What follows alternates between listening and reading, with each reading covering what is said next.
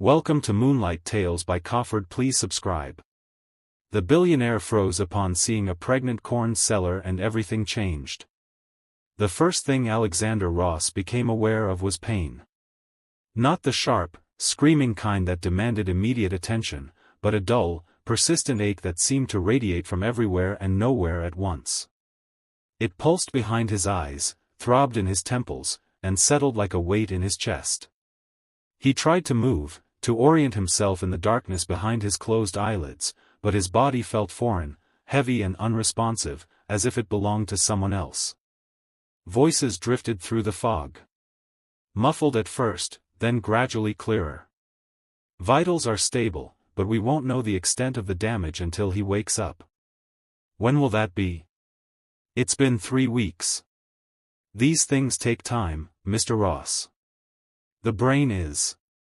I don't pay you for explanations about how the brain works. I pay you to fix my son. That voice. Deep, authoritative, edged with the kind of cold impatience that came from a lifetime of having every command obeyed. Alexander knew that voice, though he couldn't immediately place why it filled him with a mixture of respect and something darker, resentment, maybe, or fear. He tried to open his eyes. The effort was monumental, like lifting weights he hadn't trained for.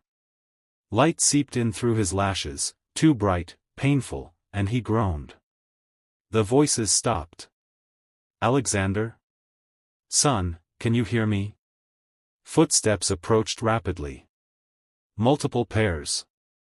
Then a face swam into view above him, older, distinguished, with iron-gray hair and sharp blue eyes that held more calculation than warmth.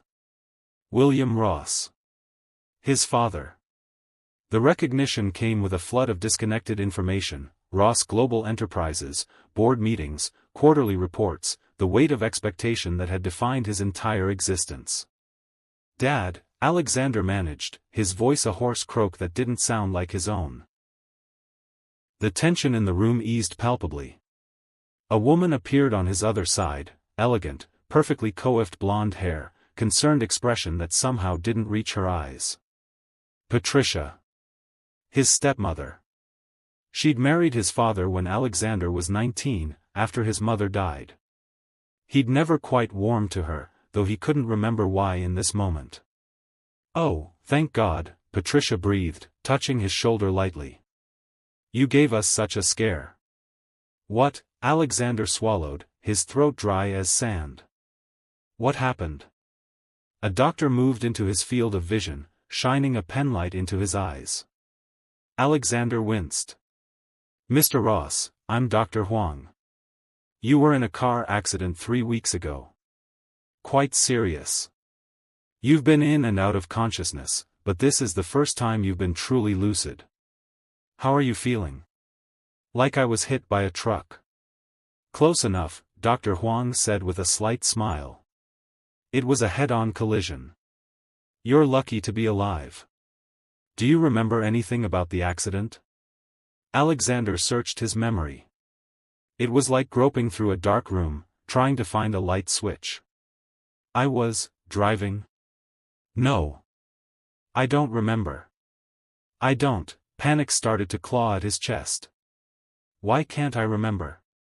That's not uncommon with head trauma, Dr. Huang assured him quickly. The memories immediately preceding an accident are often lost. What do you remember? Tell me the last clear memory you have. Alexander closed his eyes, trying to focus past the pain. Images flickered through his mind like shuffled photographs. There was a merger. A big one. Tectonics Industries. We were in negotiations, and, he frowned. That was important. Critical for the company's expansion into Asia. I was working long hours. Dad was pushing hard for it. He opened his eyes and looked at his father. Did we close it? The Tectonics deal? William and Patricia exchanged a glance. Something passed between them, a communication Alexander couldn't quite read. Yes, William said smoothly. You closed. Brilliant work, son. Right before the accident, in fact. The stress had been tremendous. You were exhausted. The doctors think you fell asleep at the wheel. The explanation made sense, but something about it felt wrong. Alexander couldn't put his finger on what, exactly. Just a vague sense of dissonance, like a note played slightly off-key. How long was I working on the deal? Another glance between his father and stepmother. Why did they keep doing that? About 18 months, Patricia said. You were absolutely consumed by it. We barely saw you. You practically lived at the office. 18 months. Alexander tried to recall that time period, to pull up memories of conference rooms and contract negotiations, late nights and early mornings. But there was nothing. Just a blank space where a year and a half of his life should have been. The panic returned, stronger now. I don't remember. I don't remember any of it. The last thing I clearly remember is, he struggled to grasp the memory, to pin it down. Christmas. 2 years ago. We were in Aspen. Caroline broke her wrist skiing. Caroline. His younger sister. Where is she? Where's Caroline? She's here, William said, gesturing toward the door. She's been here every day. Patricia, get Caroline. His stepmother nodded and left the room with practiced efficiency. Dr. Huang moved closer, his expression professionally concerned. Mr. Ross, Alexander, what you're describing sounds like retrograde amnesia. It's not uncommon with severe head trauma. The brain protects itself by blocking out certain memories, usually those formed closest to the traumatic event. 18 months, Alexander repeated, the words hollow. I've lost 18 months of my life? The memories may return, Dr. Huang said carefully. Sometimes they come back gradually, in pieces. Sometimes all at once. Sometimes. He paused. Sometimes they don't come back at all. But you're young, healthy, and you survived an accident that could have killed you. Memory loss is something we can work with. Alexander wanted to argue, to demand his memories back, to insist that this was unacceptable. But exhaustion was pulling at him, and the pain medication was starting to kick in, making everything feel distant and hazy. The door opened and Caroline rushed in. She was 26 now. When had that happened? In his last clear memory, she'd been 24, fresh out of business school and eager to prove herself in the family company. She looked older now, more polished, but her eyes were red-rimmed as if she'd been crying. Alex, she breathed, stopping at the foot of his bed. You're really awake. Hey, Caro. He tried to smile. Here I've been sleeping on the job. She laughed, but it came out more like a sob. You idiot. You scared the hell out of us. Sorry about that. Apparently, I've also forgotten the last year and a half of my life, so if I miss your birthday or something, that's why. Caroline's smile faltered. She looked at their father, then back at Alexander. The doctors said that might happen. It's okay. We'll help you remember everything important. Did I miss anything good? He was trying to keep his tone light, but fear gnawed at him. What else had he forgotten? What other pieces of his life had simply vanished? Nothing that can't wait until you're better, William said firmly. Right now, you need to focus on recovery. The company is fine. Everything is under control. Your only job is to get well. It should have been reassuring. Instead, it felt like a dismissal. But Alexander was too tired to analyze why. I'll let you rest, Dr. Huang said, making notes on a tablet. But this is a very good sign.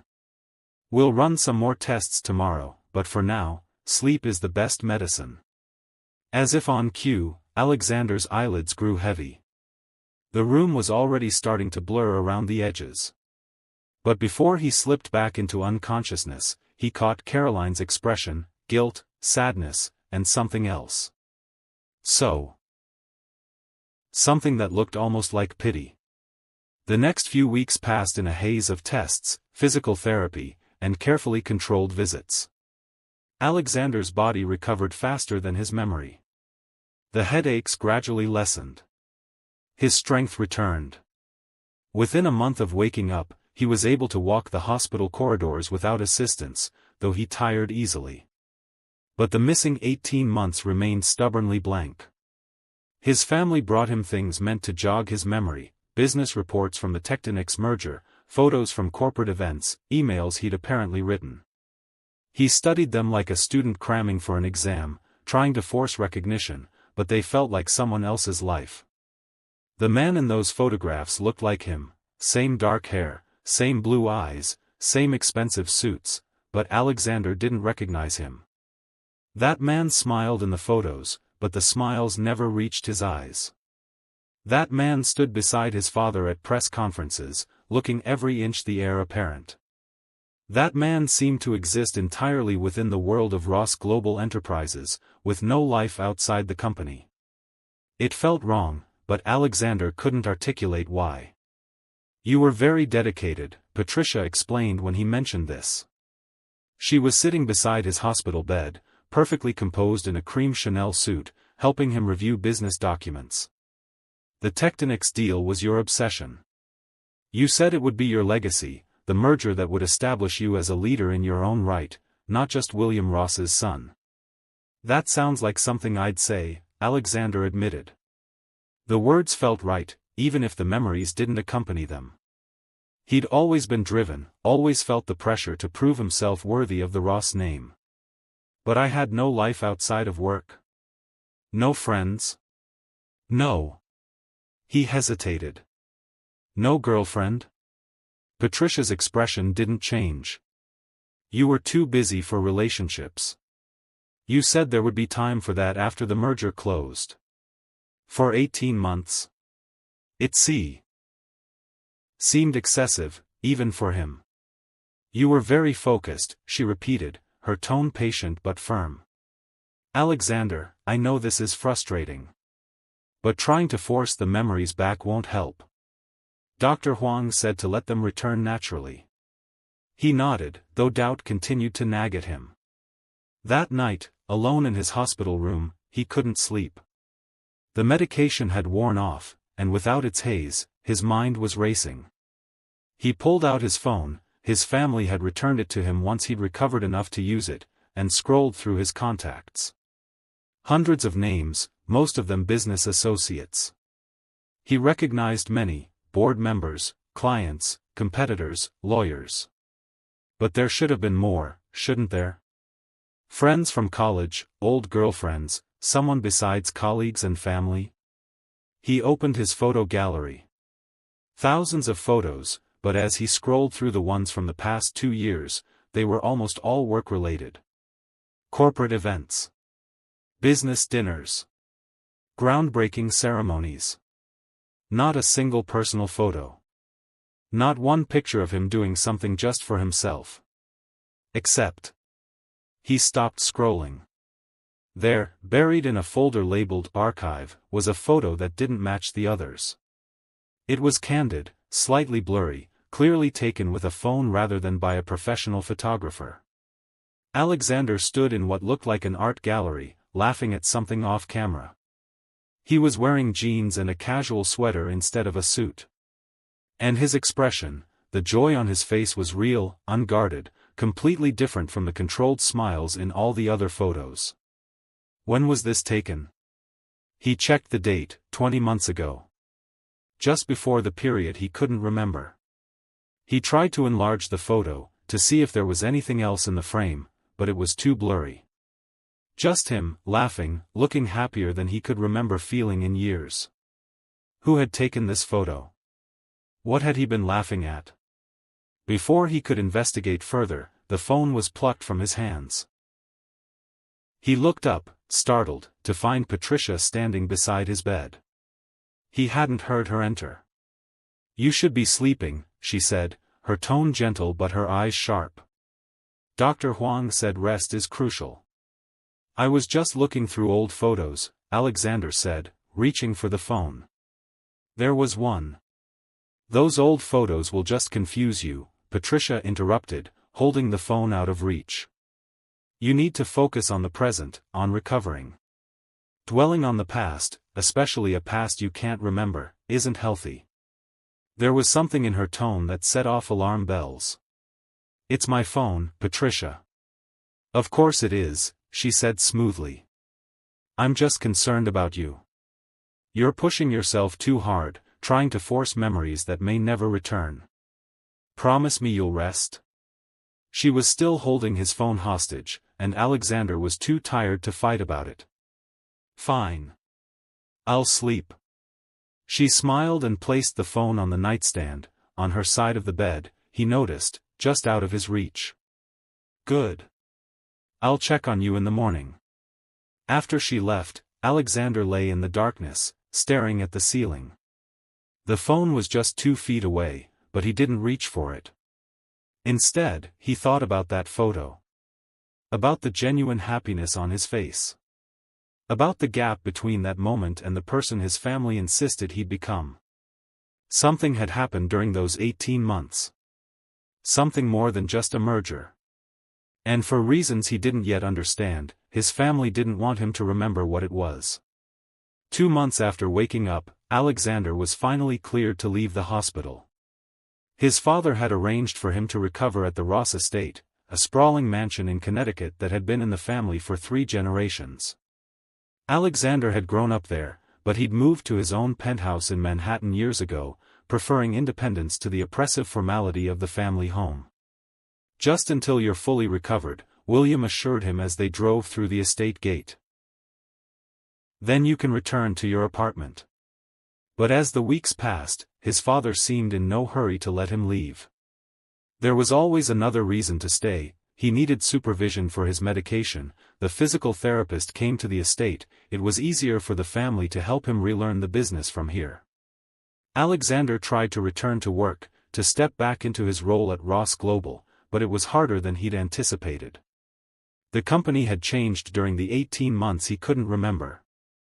New departments, new executives, new protocols that everyone assumed he knew about. He felt like an outsider in his own company, constantly playing catch-up while trying not to reveal the extent of what he'd forgotten. His father watched him constantly, evaluating every move. Caroline avoided him, always finding excuses to be somewhere else when he was around. And Patricia was always there, always helpful, always monitoring. At night, he dreamed. Fragments of images that felt like memories but made no sense. A small chapel with candlelight. The scent of jasmine. The sound of a woman's laughter, bright and genuine. A sense of desperate searching, of having lost something precious. He'd wake with tears on his face and no idea why. 3 months after the accident, Alexander reached his breaking point. He waited until his father left for a business trip to Tokyo and Patricia was occupied with a charity luncheon. Then he went to his father's study, a room that had been off-limits in his childhood and remained so now, and started searching. He wasn't sure what he was looking for. Just something, anything, that might explain the growing certainty that his family was lying to him. It took him an hour to find it, a locked drawer in his father's desk. The key was hidden in a hollowed-out book on the shelf, The Art of War, which was both predictable and fitting. Inside the drawer was a file folder, unmarked. Alexander's hands shook as he opened it. Inside were legal documents. An annulment petition, filed but never completed.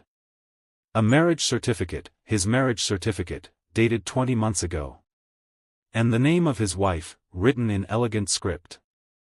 Isabella Maria Chen. Alexander's world tilted sideways. He groped for the desk chair and sat down hard, his heart pounding so loud he could hear it in his ears. He was married. He had a wife. And no one had told him. Alexander stared at the marriage certificate until the elegant script blurred before his eyes. Isabella Maria Chen.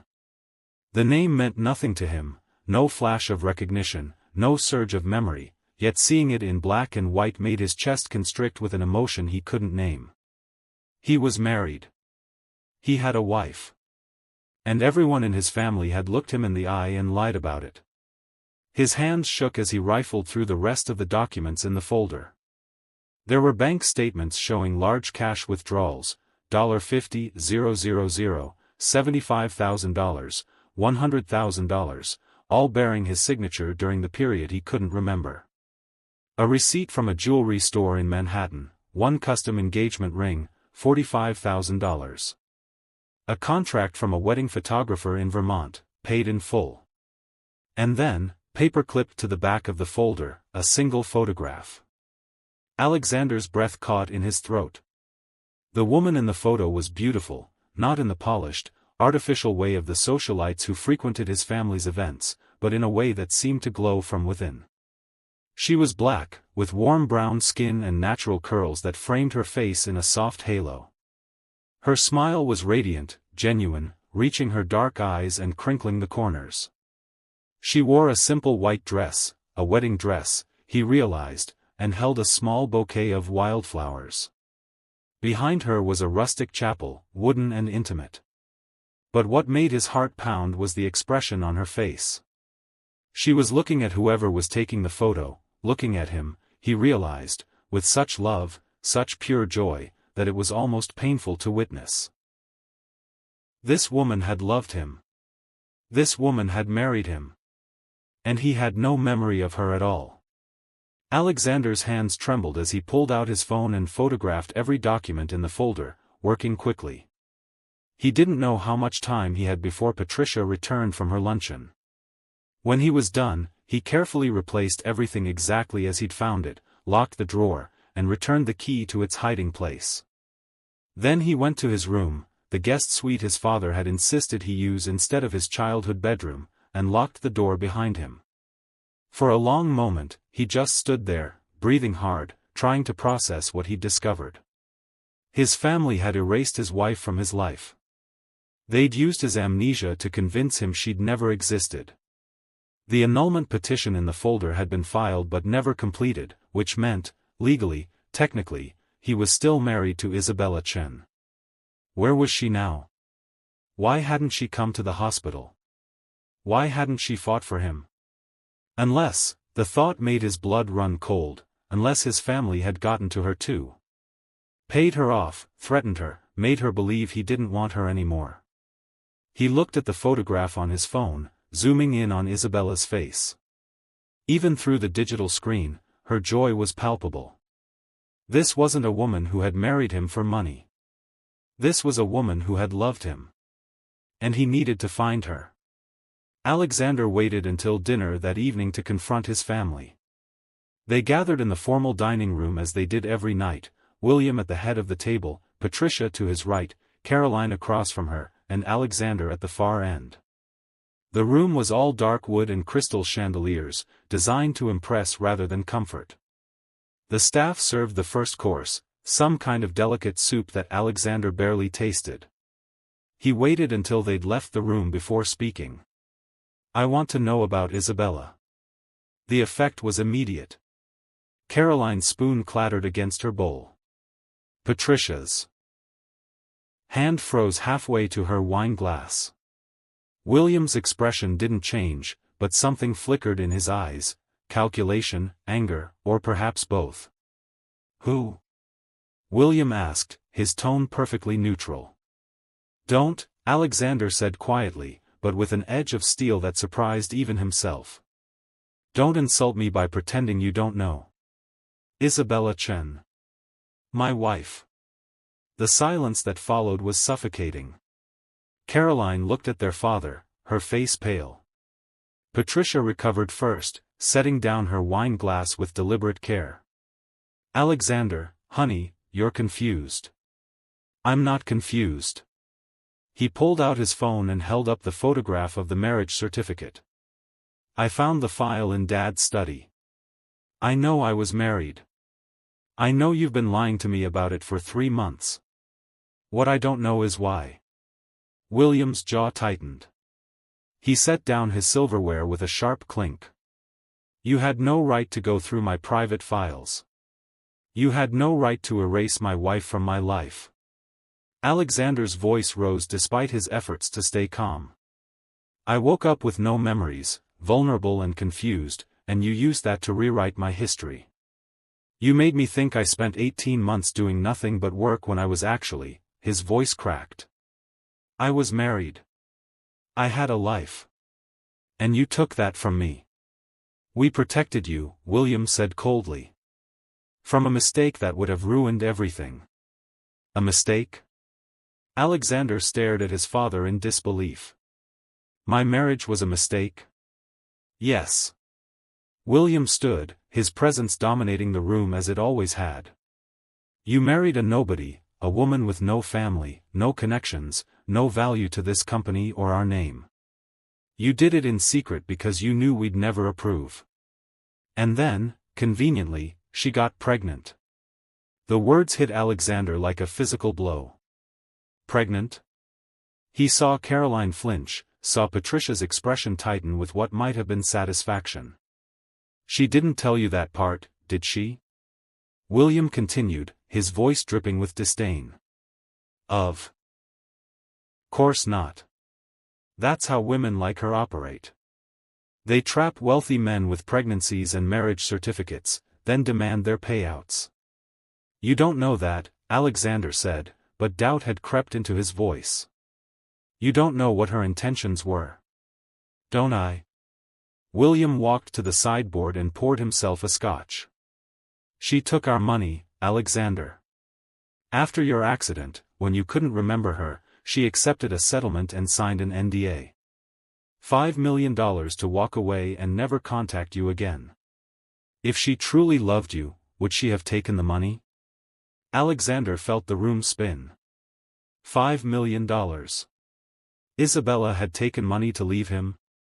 You're lying, he said, but it sounded weak even to his own ears. I have the signed agreement in my safe, William said. Along with the bank transfer confirmation. She couldn't cash that check fast enough. William, Caroline said softly, speaking for the first time. Maybe we should. Should what? Their father turned on her. Should let him chase after some gold digger who played him once already? Should risk everything we've built because he has some romantic notion about a woman who married him for his money? She's carrying his child, Caroline said, her voice barely above a whisper. The words seemed to echo in the sudden silence. Alexander looked at his sister, then back at his father. The baby, he said slowly. Is the baby mine? Another loaded silence. Then Patricia spoke, her voice honey-sweet with false sympathy. She claimed it was. But Alexander, you have to understand, there's no proof. She could have been pregnant before she met you. These women know how to work the system. When is she due? Alexander demanded. If I can see when the baby was born, I can do the math. She already had it, Caroline interrupted, her eyes shimmering with unshed tears. A daughter. 2 months ago. 2 months ago. While he'd been in the hospital and then here at the estate, recovering, relearning his life, his wife, ex-wife. He didn't even know, had given birth to his daughter. Alone. Unless his family was lying about that too. I need to see the agreement, Alexander said. The one she supposedly signed. No, William said flatly. No? I'm not enabling this obsession. Isabella Chen is in your past, where she belongs. You have a future to think about, a company to run, a legacy to uphold. I won't let you throw that away for a woman who already chose money over you. Alexander stood slowly, his hands gripping the edge of the table. You don't get to make that choice for me. I'm your father. And I'm a grown man with a right to know the truth about my own life.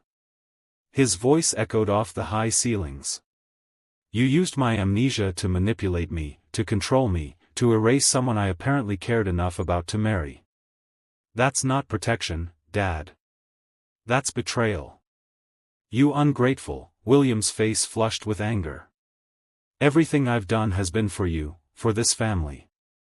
That woman was a distraction, a liability. She would have destroyed everything. Or maybe she was the only real thing in my life, Alexander shot back. Maybe that's why you hated her so much. He turned and walked out of the dining room, ignoring his father's shouted commands to come back. His heart was pounding, adrenaline surging through his veins. He took the stairs 2 at a time up to his room and locked the door behind him. His phone was already in his hand. He opened a browser and typed, Isabella Chen, New York. Thousands of results. He tried adding, art gallery, based on the photo he'd found. Better, but still too many.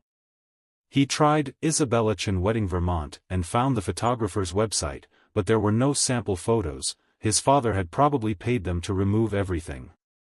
He was searching blind, with nothing but a name and a photograph. Unless. Alexander opened his phone's photo gallery and scrolled back, past the corporate events and business dinners, looking for anything personal. There, in the archived folder, were more photos he hadn't noticed before. They'd been buried, probably by whoever had cleaned his phone of Isabella's presence, but they hadn't been completely deleted. His hands shook as he opened them one by one. Isabella in an art gallery, gesturing at a painting while Alexander, he could see himself in the reflection of the glass, watched her with undisguised adoration. Isabella laughing at an outdoor cafe, her curls wild in the wind. Isabella and Alexander together, a selfie taken at sunset on a beach, both of them grinning like idiots. Her hand was visible in the frame, and on her finger. Alexander zoomed in. There. An engagement ring that looked like brushstrokes, artistic and unique. The $45,000 custom ring from the receipt. And then, the last photo, Isabella in a hospital gown, exhausted but glowing, holding a tiny bundle wrapped in pink. A newborn baby with a shock of dark hair and impossibly small fingers. The photo was dated 2 months ago, just as Caroline had said. Someone had sent him this photo. Even with his amnesia, someone, Isabella, had tried to tell him about his daughter. But he'd never received it. Or if he had, someone had deleted it from his messages. Alexander's jaw clenched. His family hadn't just erased Isabella from his past. They were actively keeping him from her in the present. Well, they'd underestimated him. He opened a new browser tab and searched for private investigators in New York City. He needed someone discreet, someone who wouldn't report back to his father, someone who could find a woman named Isabella Chen who'd had a baby 2 months ago. He was making the call before he could second-guess himself. The investigator's name was Marcus Stone, no relation to his father's head of security, thankfully. They met the next morning at a coffee shop in Manhattan, far enough from the Ross estate and the company offices that Alexander didn't have to worry about being spotted. Stone was in his 50s, gray-haired and unremarkable looking, which Alexander supposed was an asset in his line of work.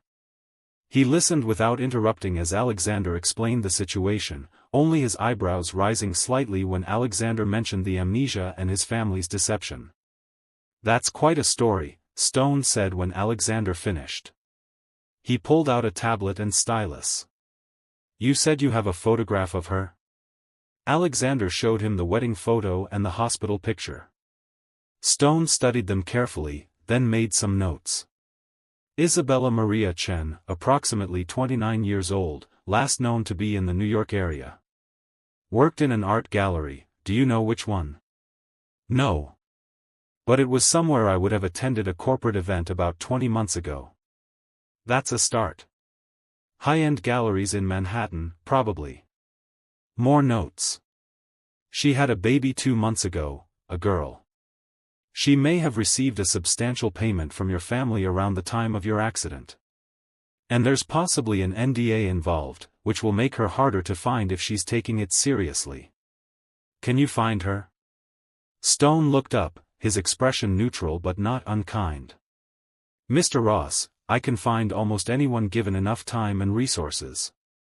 The question is whether you're prepared for what I might discover. What do you mean? Your father says she took money to leave you. What if that's true? What if I find her living comfortably somewhere, having moved on with her life, and she wants nothing to do with you? Alexander had been trying not to think about that possibility. Then at least I'll know the truth. And if the truth is that she did love you, that she's struggling, that she kept your baby and has been waiting for you to remember her? What then? Your family clearly doesn't want you to find her. They'll make your life difficult. They already have, Alexander said quietly. At least this way, I'll be making my own choices. Stone nodded slowly, as if Alexander had passed some kind of test. All right. I'll need a retainer. My rates are $500 an hour plus expenses. Given the circumstances, I'd estimate this will take anywhere from a few days to a few weeks, depending on how well she's hidden herself. Whatever it takes. Alexander pulled out his personal credit card, not one connected to Ross Global or his father's accounts. Find her. Please. I will. Stone stood and shook his hand. I'll be in touch. The next 3 days were torture. Alexander went through the motions at work, attended meetings, reviewed contracts, and pretended everything was normal. But his mind was constantly elsewhere, wondering if Stone had found anything, imagining what Isabella might say when he finally found her. If he found her. At night, he studied the photos on his phone, trying to force the memories to return. Sometimes he thought he caught glimpses, the sound of her laugh, the scent of her perfume, the feeling of her hand in his, but they slipped away before he could grasp them, leaving only frustration in their wake. Caroline tried to talk to him once, cornering him in the hallway outside his office. "Alex, please," she said, her voice pleading. "I know you're angry, but you have to understand, we were trying to protect you. By lying to me? By keeping you from getting hurt again." Her eyes filled with tears. "You were devastated after the accident. Broken. And she was just gone. She took the money and disappeared, and you were left with nothing but an annulment petition and a broken heart." "I don't believe you," Alexander said, but uncertainty crept into his voice. "If she loved me, then why didn't she fight for you?" Caroline's voice was soft but cutting. "Why didn't she refuse the money, demand to see you, insist on her rights as your wife? She had options, Alex. She chose the easiest one. Maybe she was scared. Maybe you and Dad and Patricia threatened her. Or maybe she was exactly what Dad said she was." Caroline reached out and touched his arm. "I don't want to see you hurt again. Please, just let it go. Move on. There are plenty of women who would be perfect for you, women from good families who understand our world." Alexander jerked his arm away. "I don't want women from good families. I want the truth. And I'm going to find it, with or without your approval." He walked away, leaving Caroline standing alone in the hallway, crying silently. That night, Stone finally called. "I found her," he said without preamble. "Or at least, I found where she was until very recently." Alexander's heart leaped. Where? She was living in a small apartment in Queens, nothing fancy, barely enough space for one person, let alone a mother and baby. But she moved out 3 weeks ago. The landlord said she was behind on rent, struggling to make ends meet. She told him she was going to stay with family upstate. Family? What family? That's where it gets interesting, Stone said. Isabella Chen doesn't have family, not that I can find, anyway. Both parents deceased, no siblings, no cousins in the U.S. So either she lied to the landlord, or family meant something else. Did he say where upstate? No. But I did some more digging. Before she moved out, she was working at a farmer's market in Queens, selling produce for a local farm co-op. One of her co-workers said Isabella mentioned going back to Pennsylvania, to a small farm community where she'd been working before she met you. Pennsylvania. That was something. Can you narrow it down? I'm working on it. Pennsylvania has a lot of small farm communities. But there's more. She's been using cash for everything. No credit card transactions, no bank account activity since about a week after your accident. The $5 million your father claims he paid her? If she got it, she didn't put it in any account I can find. Alexander felt a surge of vindication. So she might not have taken the money at all. Or she took it and gave it away. Or hid it somewhere. Or it never existed in the first